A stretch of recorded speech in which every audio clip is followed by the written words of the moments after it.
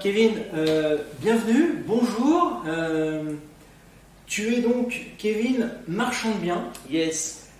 Tu es marchand de biens, on se connaît depuis 3 ans maintenant, on a sympathisé. C'est vrai qu'on s'était rencontrés à Paris, je me rappelle. Ouais, Web2 Connect, une réunion d'entrepreneurs sur le web. Et depuis, on est resté en contact.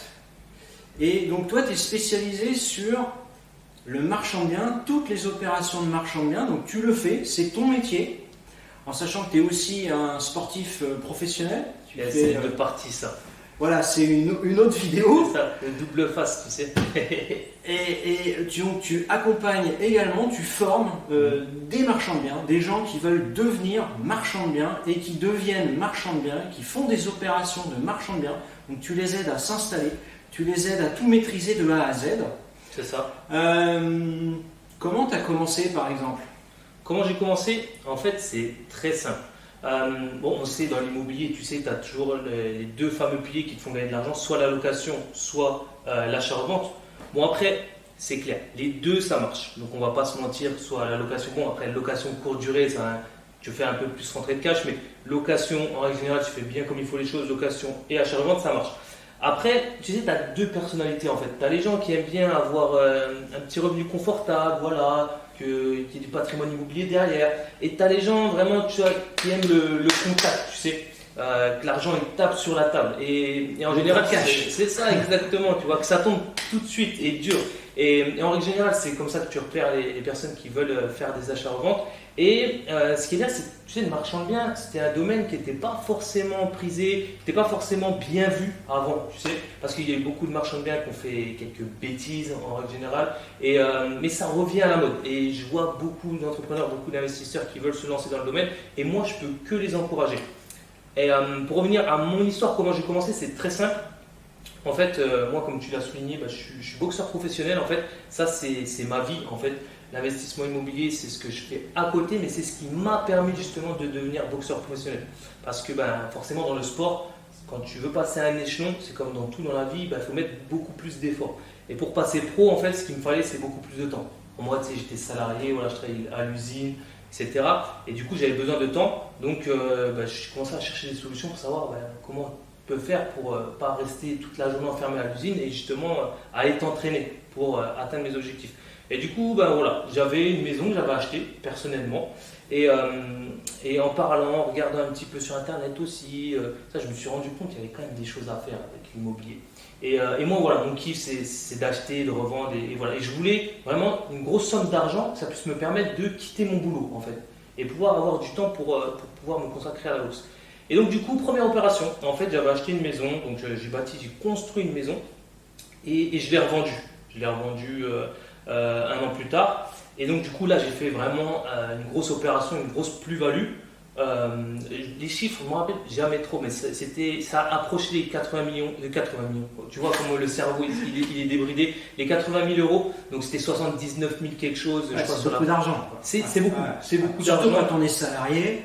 C'est une somme qu'on ne gagne jamais. T'imagines, tu gagnes, t'es jeune et tout, tu commences, première opération, tu as 80 000 euros qui arrivent sur le compte, tu vois. Donc, du coup, tu as arrêté le salariat, tu as démissionné, comment tu as fait? Alors après, j'ai fait attention parce que tu sais, quand tu as de l'argent dans les mains, souvent tu sais s'il faut faire attention, hein, pas tout flamber. Pas aller trop vite, quoi. Exactement, faire les choses dans l'ordre. Donc moi, ce que j'ai fait, j'ai profité encore de ma situation, j'étais encore avec ce fameux CDI. Et en fait, j'ai commencé à enchaîner les prêts. Donc j'ai investi massivement, voilà, je suis allé voir les banques. Mais là, vraiment dans ma tête, c'était et ça y est, je soulève le monde. Je vais dans toutes les banques, je prends le maximum de crédits. Bien sûr, on regarde l'opération, on négocie, je ne suis pas allé acheter n'importe quoi. Mais vraiment, mon objectif, c'était, j'ai très peu de temps là, j'ai du cash, j'ai du pouvoir. Ce qu'il faut savoir, c'est qu'au début, quand tu vas chez le banquier et que tu veux lui parler d'investissement, tu es obligé de prendre son comportement et son langage. Mais quand tu poses 80 000 euros sur le compte, c'est lui qui parle ta langue après. Ouais. Tu vois. Et c'est pour ça que c'est la puissance en fait du capital gain, du capital que ça a sur le compte. Ça, c'est une puissance qu'on ne s'en rend pas compte, mais l'argent est roi, cash is king, comme on dit. Ouais. Donc du coup, voilà, le but du jeu, c'était j'avais du cash, je savais faire de l'immobilier, ça y est, j'avais fait ma première transaction. Maintenant, il fallait que j'enchaîne les choses. Et donc du coup, voilà, j'ai commencé à aller soulever des crédits, à investir. Et de fil en aiguille, en fait, je me suis rendu compte que j'avais plus besoin de travailler, en fait. mon compte était bon en fait. Et après, il faut professionnaliser la chose. Donc, comme on le sait en France, on ne peut pas en faire ce qu'on veut. L'achat-revente, on ne peut pas en faire autant qu'on veut. Il y a quand même des lois à respecter. Et puis voilà, après, c'est juste une évolution. C'est comme dans la boxe, on commence amateur, semi-pro, professionnel. Et bien, dans l'achat-revente, c'est exactement pareil. On peut commencer en nom propre très facilement. Et ensuite, quand on atteint un certain niveau, on se professionnalise. Et donc, on monte une structure de marchand de biens. Ok. Donc tu disais, j'avais plus besoin de travailler, mais c'est du travail. En fait, tu n'avais plus besoin de garder ton travail salarié classique à l'usine. Voilà, et tu as créé, tu as appris un nouveau métier qui s'appelle le métier de marchand de biens. Si je ne dis pas de bêtises, ça s'appelle aussi promoteur rénovateur. Exactement. À la différence de promoteur constructeur, Voilà. on appelle ça grosso modo un promoteur, donc quelqu'un qui fait des programmes neufs. Et un marchand de biens, c'est aussi un rénovateur, et on l'utilise très peu. C'est ça. Mais on dit plutôt marchand de biens, c'est plutôt quelqu'un qui achète, qui rénove, qui revend. Alors il peut découper, agrandir, transformer. Et en fait, c'est vraiment ça. Ton métier, c'est quand tu achètes quelque chose. Je crois qu'il y a un petit dicton dans le métier, plus ça pue, plus ça sent mauvais, plus ça sent l'argent. C'est ça. Parce que les gens ont peur, il y a un arrêté de péril, c'est des moments dévastés, les gens fuient, et toi tu arrives et tu sens l'argent parce que du coup personne n'en veut, c'est pas cher du tout parce que c'est invendable, et donc toi tu arrives et c'est les soldes. Et c'est même plus que les soldes, c'est le jackpot absolu quand tu trouves une super bonne opération. Quoi. Exactement. Tu sais, la définition en fait de marchand de biens, c'est acheter pour revendre. C'est la définition simple et basique. Mais après, en fait, il y a le mot création de valeur qu'il faut rajouter à mon sens. Ouais. Donc, c'est comme tu le disais, en fait, tu vas dans les biens immobiliers, tu vas faire des visites, tu vas sur le terrain, tu vas voir un petit peu. Tu sais, rien que, par exemple, je prends toujours cet exemple-là, mais une fuite d'eau ou un dégât des eaux, pour une personne lambda, ça va faire peur.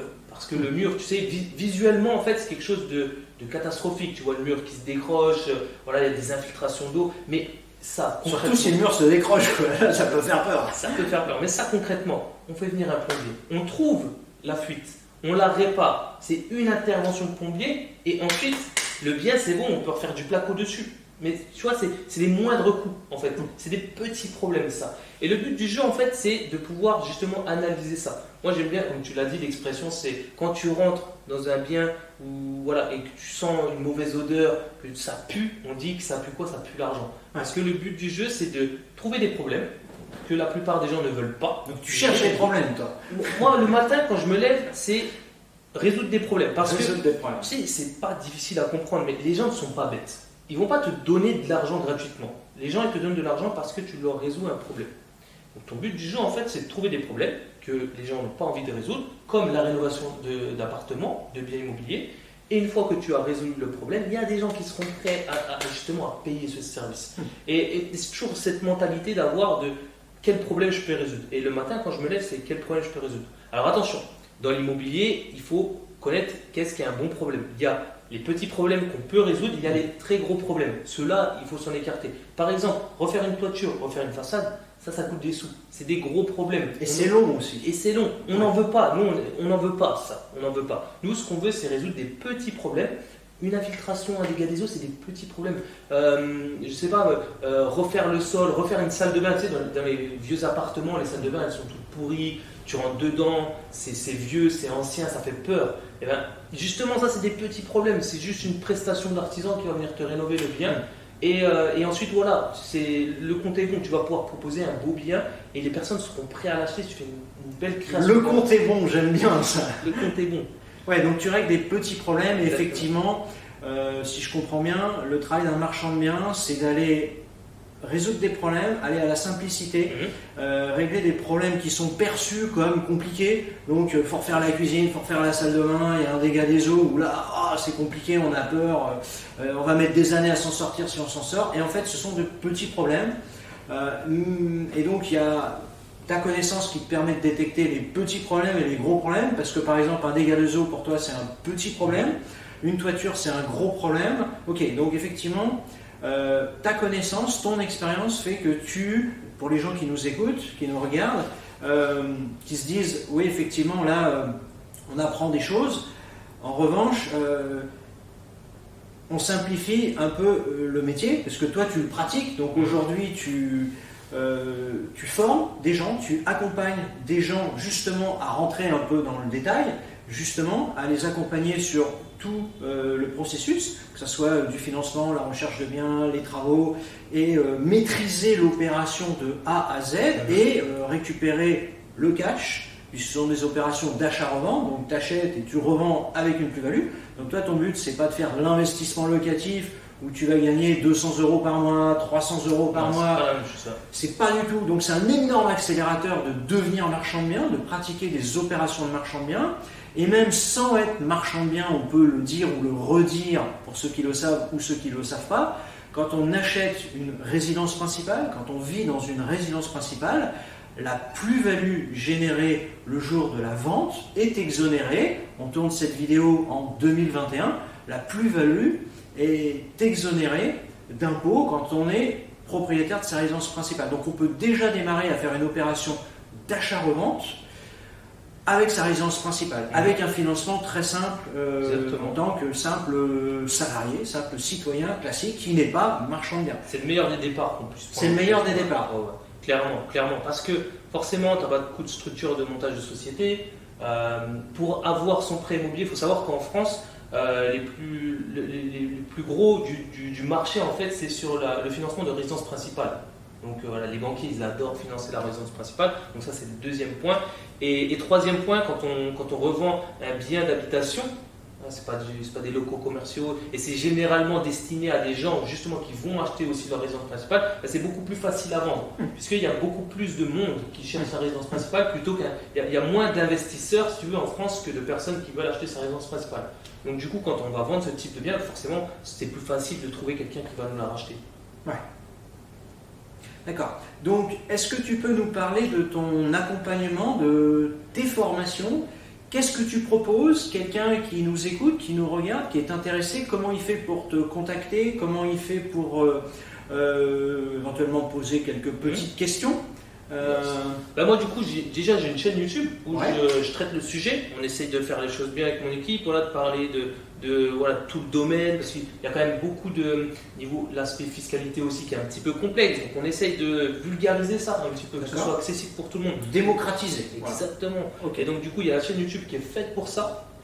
Ensuite, pour les gens qui veulent aller plus loin, qui veulent vraiment créer leur structure, être accompagnés pour faire leur première opération. Et ensuite, c'est moi, j'aime bien dire, tu sais, je suis comme les roulettes d'un vélo.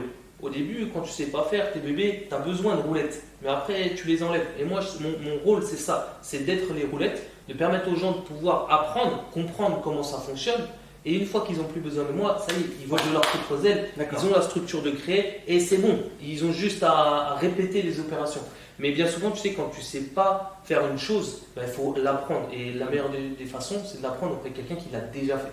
Donc moi, je propose mes services. En gros, j'aide des personnes à monter leur structure de marchand de biens et à réaliser leur première opération.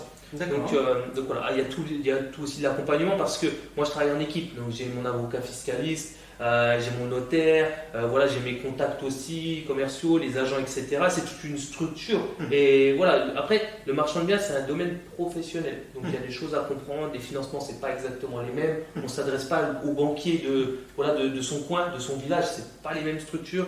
Donc ça s'apprend. Mais c'est comme tout en fait, quand on est passionné, intéressé, c'est de l'accessible pour tout le monde.